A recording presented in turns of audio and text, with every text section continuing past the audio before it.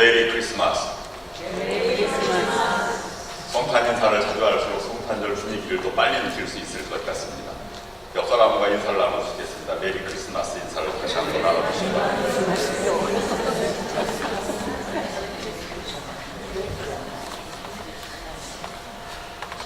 이번 성탄절을 맞이한 여러분에게 어느보다도 하나님의 은총과 축복, 그리고 따뜻한 성탄절이 될 수 있기를 주님의 이름으로 축복합니다.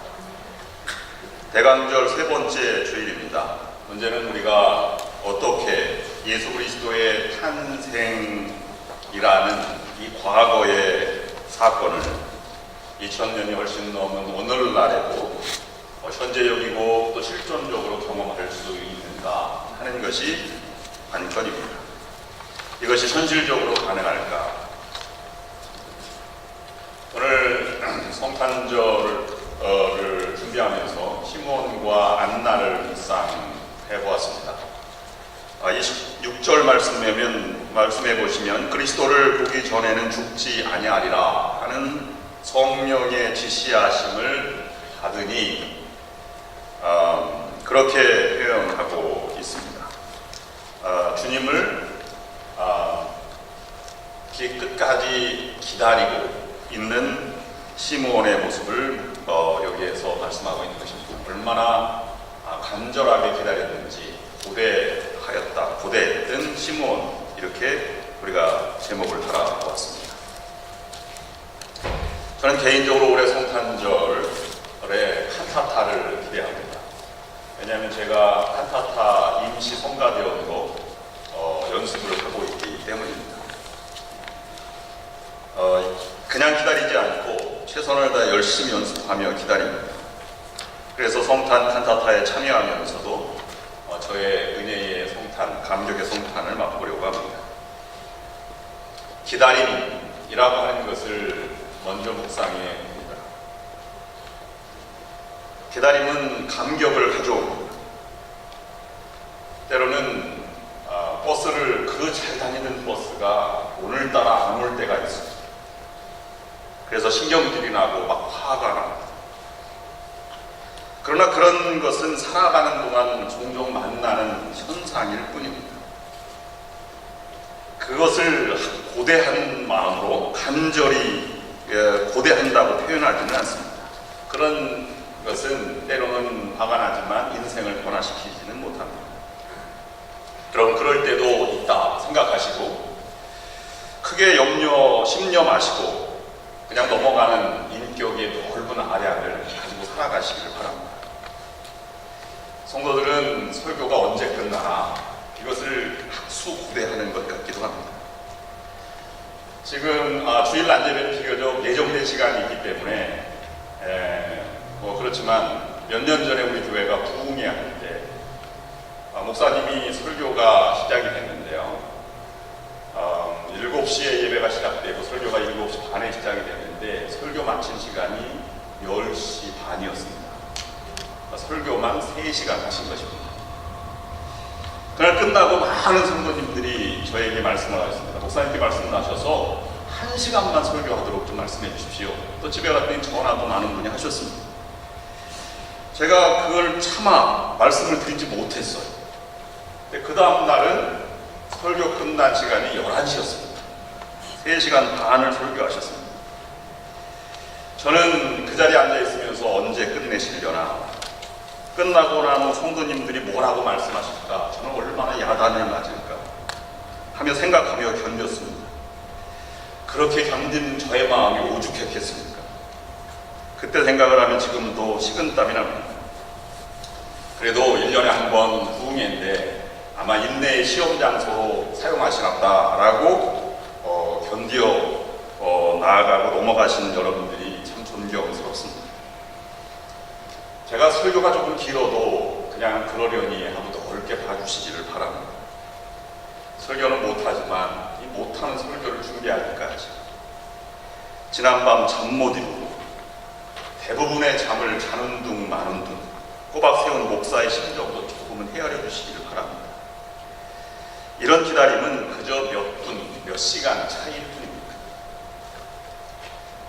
그런데 그것보다 조금 길면 그 기다림이 며칠이 되고 몇 달이 되고 몇 년이 된다면 우리는 다른 관점으로 접근해 들어가게 됩니다. 기다림, 오래 기다리는 것일수록 더 큰 감격과 귀한 만남이 됩니다. 기다림이 길수록 감격도 큰 것이고 기쁨도 큰 것입니다. 결혼하지 않은 청춘 남녀가 잘 생활하다가 25살 또는 30살 때 결혼을 했습니다. 그러면 그들은 몇 년 기다린 것이죠? 적어도 25년 동안 기다려왔습니다. 그런데 왜들 싸우십니까? 1년 후에 아이가 태어났어요. 그러면 이 아이를 두 부부는 26년 동안이나 기다린 것입니다. 얼마나 귀한 만남이 되겠습니까? 아이가 이제 자라고 부모도 자라서 그 아이가 또 결혼할 때가 되었어요. 30살 때 결혼하면 아이가 또 태어납니다. 할아버지 할머니가 그 손자 손녀를 보기 위해서 기다린 세월은 60년입니다. 그러니 얼마나 신기하겠습니까? 기적과도 같고 신비하기도 하고, 어떤 분은 그 모습이 너무 감동스러워서 경외스럽다 이렇게 표현하는 분도 계시더라고요. 인생에 변화를 주고 감격을 주는 것은 기다림입니다. 꼭 있어야 할 것을 기다림, 그것이 삶을 변화시키고 진지한 삶으로 만들어 가게 되는 것입니다. 저녁 식사 자리에 있어야 할 자녀가 없을 때 부모는 기다립니다. 기다림이란 부족을 뼈저리게 느끼는 현상입니다. 초대교회는 주님이 너무 필요했습니다.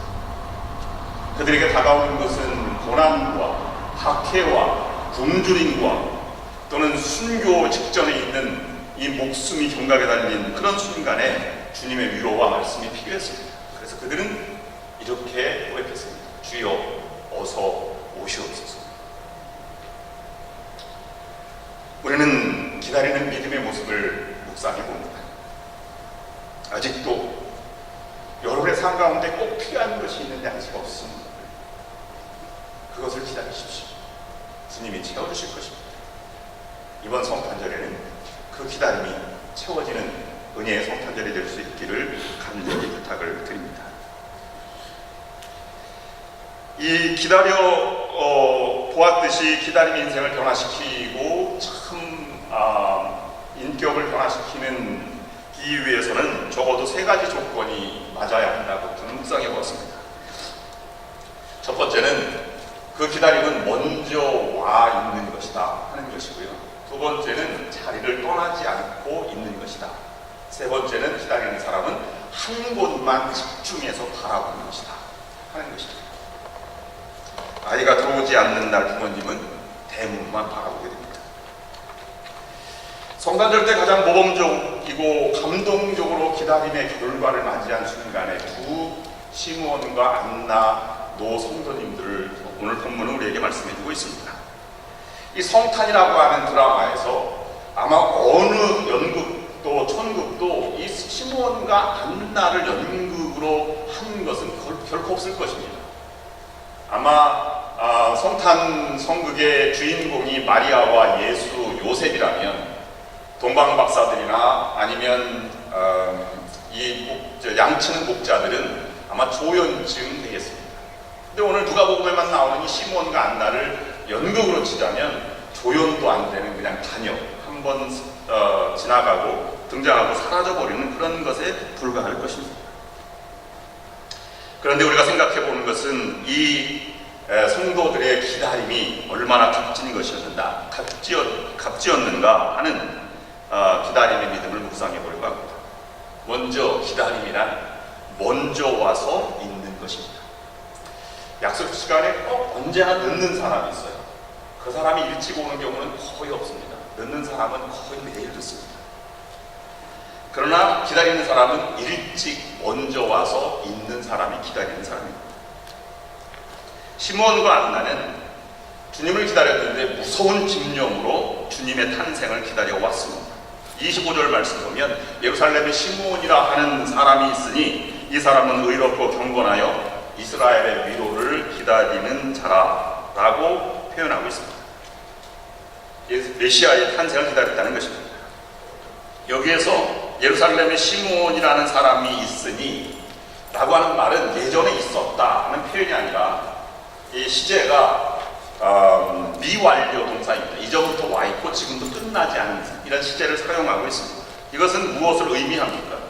먼저 와서 그것이 이루어질 때까지 예루살렘을 떠나지 않았다는 말을 강조하기 위함입니다. 마치 고지식하리만큼 현대사회에는 환영받지 못할 그러한 자세인 것도 같고 매력 없는 그러한 태도임에는 분명한 것 같지만 그러나 평생 이 약속을 붙잡고 살아온 믿음의 모습입니다. 26절 말씀 보면 그가 주의 그리스도를 보기 전에는 죽지 아니하리라 라는 말로 표현을 하고 있습니다. 우리 교우들은 이국에서 오신 분들이 많은데요. 그 고향가 한번 가보는 것이 그렇게 소원이 아닙니까? 그만큼보다 더 주님을 뵙기 전에는 나는 죽을 수 없다 라는 자세로 기다렸다는 것입니다. 안나는 더 불행한 사람이고 더 주님이 필요했습니다.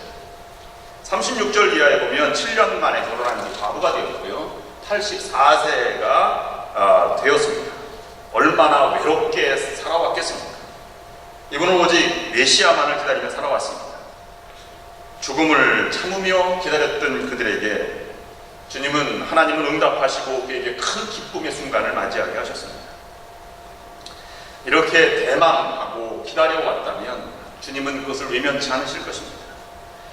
여러분, 주님은 올해도 어김없이 성탄절이지만 절대 아무에게나 찾아오지 않는다는 사실을 기억하시기 바랍니다. 기다려온 자, 준비된 자, 기다리는 자, 겸허히 자신을 비우는 자에게 찾아오십니다. 그냥 우연히 실수로 주님을 만날 사람은 없습니다. 반드시 시몬과 안나처럼 기다리는 자에게 찾아오고 감격을 주는 것입니다. 올 성탄절에는 여러분도 시므온이 되시고 안나가 되시기를 바랍니다. 우리는 이 성전에 왔다가 그리스도를 우연히 만난 것처럼 생각할 수도 있습니다. 그러나 그냥 지나가다 만난 것이 아닙니다.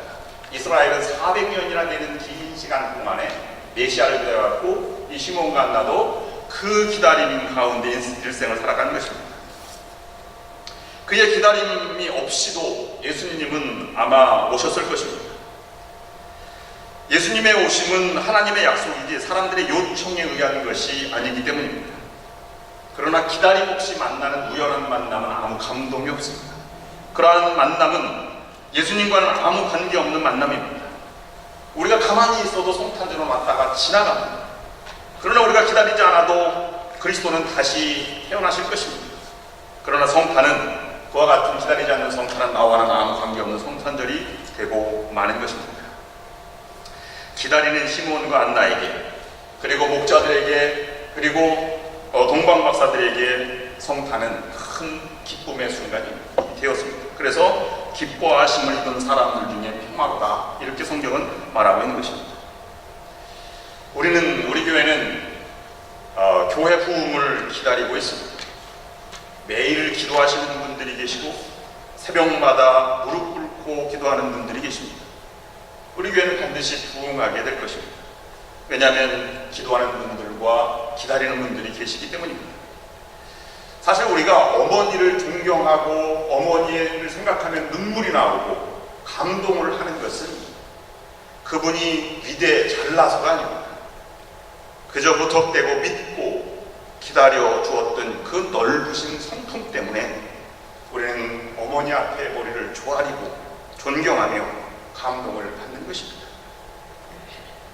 정말로 교회가 부흥하고 하나님 나라가 이 땅에 이루어지기를 원하신다면 먼저 와서 계시는 것이 중요한 것입니다. 예배당에 다른 사람보다 먼저 오십시오. 다른 사람보다 먼저 경건하게 무릎을 꿇고 기도하십시오. 그 정성을 보고 방문하시는 초신자나 아니면 여기에 손님으로 오시는 분들이 감동을 받고 그리고 은혜를 받게 될 것입니다. 이것이 부흥이요, 이것이 교회의 역할이며 이것이 우리가 살아가야 할 신앙적인 자세가 되는 것입니다.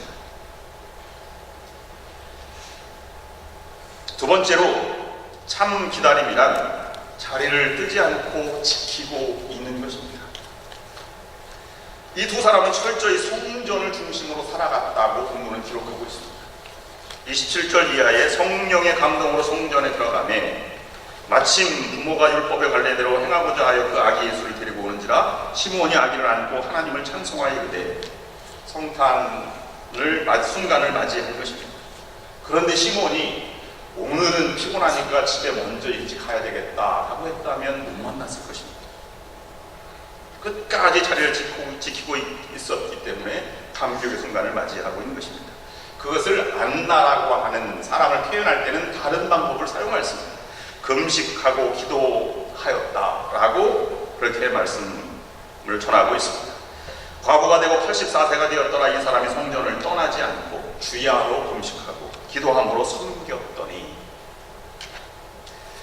우리도 교회가 부흥되고 정말 우리가 말씀이 중심이 되고 우리의 신앙이 굳건히 서서 풍족한 주님의 은혜와 동행하는 주님과 함께 살아가기 위해서는 교회와 내가 가까워져야 합니다. 그것은 다른 말로 말씀드리면 성령과 가까워지고 말씀과 가까워지는 것을 말하고 있는 것입니다. 이스라엘 사람들의 성전 중심으로 생활하는 건 우리가 잘 익히 알고 있습니다. 그것 못지않게 이슬람교들은 메카를 중심으로 해서 살아가는 이 열정을 가지고 그러고 살아갑니다. 우리는 그만큼의 마음의 중심이 잡혀 있는지 생각해 보아야 할 일입니다. 물론 구약의 성전과 우리 오늘날의 예배당과는 의미가 다르기도 하지만 그러나 그 정신은 계속 이어간다고 볼 수 있는 것입니다. 자리를 끝까지 지키고 있으면 언젠가는 하나님의 은혜가 부어지는 것입니다. 우리가 알 수 없는 시기에 알 수 없는 방법으로 하나님은 그것을 이루어 주시는 것입니다. 제가 들은 이야기로 강철한 카네기 사무실에는 크게 배가 있는 그림이 있다고 합니다. 여러분도 보셨을 거예요. 백사장에 노가 있고 그 다음에 반층 걸쳐 있는 그런 나룻배 하나가 이렇게 놓여져 있는. 근데요, 처량하게 쓸모없이 버려진 배 같지만 그 밑에 이런 글귀가 쓰여 있답니다. 언젠가는 민물대가 찾아온다. 아무리 나약한 것이라도 물이 다시 들어오면 쓰여지는 배가 될 것입니다. 그것이 아무리 어려움이 닥치더라도 낭망하지 않았던 그의 생애를 우리가 짐작해 볼 수 있는 것입니다. 이것이 우리의 가운데 젖어 있을 때 우리는 겸손해지게 되고 하나님을 기다리게 되는 것입니다. 적어도 미국이 부흥기를 이루었을 때는 모든 서구개척 시대에는 모든 마을이 형성될 때마다 교회와 우체국, 그 다음에 시청 이런 것이 생기지 않았습니까? 그래서 시청이 있는 거리를 메인 스트리트, 그 다음에 옆에 있는 걸 처치 스트리트 이렇게 나눠져 있지 않습니까? 그 전통이 지금 사라져가고 있지만 우리가 그 같은 마음의 자세가 중심이 서 있어야 한다는 것입니다. 세 번째, 그러면 자리를 뜨지 않고 있다고 하더라도 맹목적으로 기다리는 것보다는 한 곳을 집중해서 바라보는 것이 참다운 기다림입니다. 넉넉히 기다리다가는 못 만날 수도 있습니다. 오랜 한 곳을 집중해서 본다는 것은 기도하는 마음, 성령께서 마음을 주장하고 뜨거운 마음이 아니면 한 곳을 계속 볼 수가 없습니다. 그것이 중요하고 의미가 있기에 그것을 바라보는 것입니다. 다른 말로 말씀드리면 영적인 예민한 촉각을 곤두세우고 관심을 집중하고 하나님께 간절한 마음으로 그것을 바라보는 것입니다. 너무 분주하게 이것저것 하다가 정작 기다림이라고 하는 것을 잊을 수도 있고 또는 그 기다림을 놓칠 수도 있는 것입니다. 주님의 탄생도 그러했고 주님의 재림도 그러하다고 그날이 도적같이 오리라고 말씀하고 있는 것입니다. 김남준 목사님이 쓰신 게으름이라는 글에 나오는 이야기입니다. 옛날에 게으름 농부가 있었습니다. 다른 사람은 모두가 다 밭으로 들로 이렇게 나갔는데 혼자 여름 나른한 오후에 텅 빈 집에서 혼자 이렇게 있었습니다. 가만히 있다 보니까 낮잠이 와서 대청마루에 누워서 잠을 청하고 있었습니다. 근데 그 순간 밖에서 쿵 소리가 나는 것입니다. 도둑이 들어왔는데 담을 넘다가 벽돌 하나를 떨어뜨린 소리였습니다. 도둑이 출현해도 농부는 찾아오는 이 잠을 어찌할 수가 없었습니다. 그래서 개슴츠레한 눈으로 도둑이네 저놈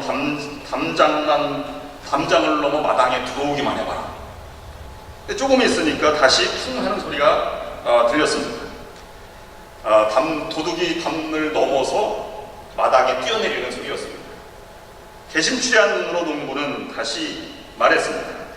저놈 집 안으로 들어오기만 해봐라. 농부가 깊이 잠들 줄 안 도둑은 살금살금 집 안으로 들어갔습니다.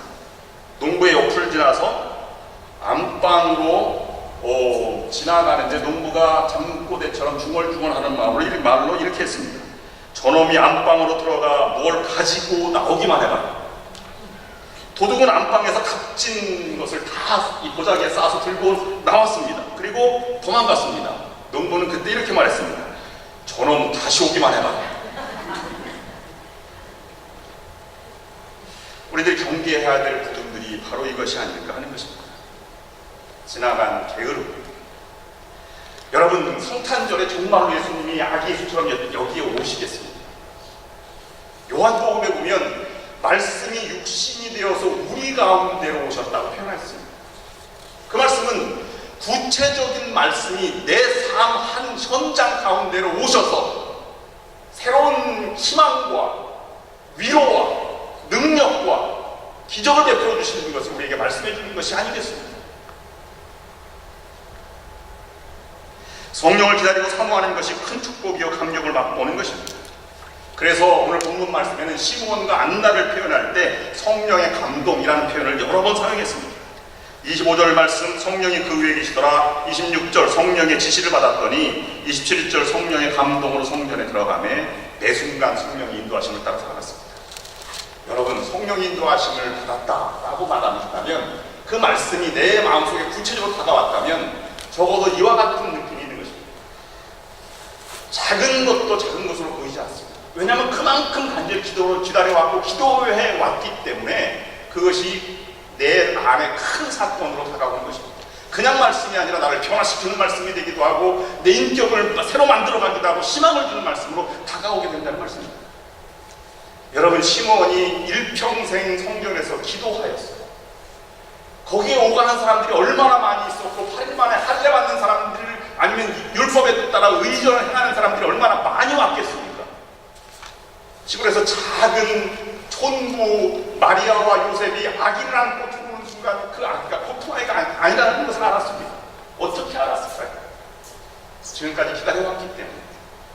작은 것도 그냥 촌부의 아이도 그냥 아이로 보지 않고 주님으로 맞아들이는 이 감동을 그들은 받고 왔다는 것입니다.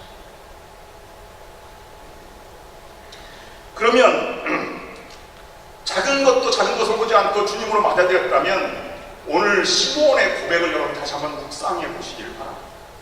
시므온이 30절 말씀에 내 눈이 주의 구원을 보았도다 이렇게 표현했습니다. 지금은 아이의 탄생한 순간입니다. 그런데 시므온은 고백하기를 이미 그가 십자가에 돌아가시고 하나님의 구원의 계획이 그 가운데 있고 그 다음에 구원의 역사로 세상을 변화시킬 것을 이미 바라보았고 이루어진 사실을 보고 있는 것입니다. 성령은 예민하게 작은 것도 바라보게 하지만 더 크게 큰 그림을 보고 하나님의 역사와 하나님의 인도하심에 맡기는 그런 역사의 능력을 우리에게 주신다는 것입니다. 그래서 주의 구원을 보았도다 라고 고백하고 있는 것입니다. 아직 어린아이인데도 불구하고 말입니다. 낮은 자리로 오셨어도 알아보는 자에게 큰 의미가 있고 그리고 그 의미를 더 넘어서 이루어지는 일을 바라보는 것이 위대한 믿음의 모습입니다. 그러면 그렇게 구원의 큰 그림까지 보았다면 성령의 인도하심을 따라 살지 않을 수가 없습니다. 고백한 대로 살아가는 것입니다. 성탄절에 보면 여러 가지 사건들이 얽혀 있고 있는데 모두가 다 그들이 예상했던 결과는 아니었습니다. 지난주 살펴봤던 동방 박사도 그렇고 아니면 목자들도 그렇고 정말 주인공이었던 마리아와 요셉도 마찬가지로 그들이 예상했던 순간에 하나님의 은혜와 하나님의 복이 찾아온 것이 아닙니다. 갑자기 이해할 수 없는 현실 가운데 하나님의 은혜가 임했다는 사실을 알고 그들은 거부하지 않았습니다. 그것을 받아들이고 하나님의 큰 구원의 계획 속에 자신을 투영하고 그리고 그 속에 찾아 들어가게 되는 것입니다. 놀라운 은혜는 내가 할 수 있는 감정의 골도 넘어갔습니다. 만약에 마리아가 잉태했다는 소식을 듣고 남편 요셉이 생각했다면 어떻게 감정을 어떻게 추스릴 수 있겠습니까? 그러나 그것을 다 받아들이고 조용히 이를 지나가기를 바랬던 요셉의 성품도 우리가 생각해 볼 수 있습니다. 여러분, 예민한 기다림으로 성령의 충만함을 받고 작은 사건도 작은 것으로 보지 않고 그것을 통해서 큰 하나님의 그림을 보았다면, 그리고 성령께서 그 길로 나를 인도하신다면 그 길을 따르는 것이 주님이 바라는 길입니다. 그 길이 내가 걸어가야 할 길입니다. 순종하면 평안이 오고 거기에는 기쁨과 만족과 감격이 찾아오게 되는 것입니다. 말씀하신 대로 종을 평안히 도와주시는도다. 나는 주의 구원을 보았도다. 시몬이 고백한 내용입니다. 여러분, 성령의 인도하심이 때로는 불편할 수도 있고 때로는 부담감이 될 수도 있습니다. 성경 말씀에 그것이 이 증거가 되기도 하고 양심이 가르쳐주기도 합니다. 어떻게 하나님 말씀인지 성령이 인도하신 건지 어떻게 알 수 있겠습니까? 시므온처럼 기다린 결과가 평안이면 하나님이 인도하시고 성령께서 인도하시는 것입니다. 성령의 감동을 받은 것, 그것에 순종하는 것, 거기에서 겸허히 시작되는 것이 성탄의 은총을 받은 사람들의 삶의 모습인 것입니다. 여러분들도 간절히 필요한 것을 기다리면서 이번 성탄절에 주님을 만나시고 참 평안과 풍성한 은혜를 체험하시는 여러분들이 될 수 있기를 주님의 이름으로 축원합니다. 기도하시겠습니다. 하나님, 놀라우신 하나님의 섭리와 은총과 감격과 기쁨을 이번 성탄절에 맛보게 하여 주시옵소서. 이 세상에 구체적으로 육신의 몸으로 오신 그 예수님이 우리의 마음 가운데도 말씀으로 구체적으로 다가오는 성탄절이 될 수 있도록 인도하여 주시옵소서. 그러므로 그 길이 생명의 길이 되게 하시고 그 길이 복된 나의 인생의 길이 될 수 있도록 인도하여 주시옵소서. 예수 그리스도의 이름으로 간절히 기도드립니다.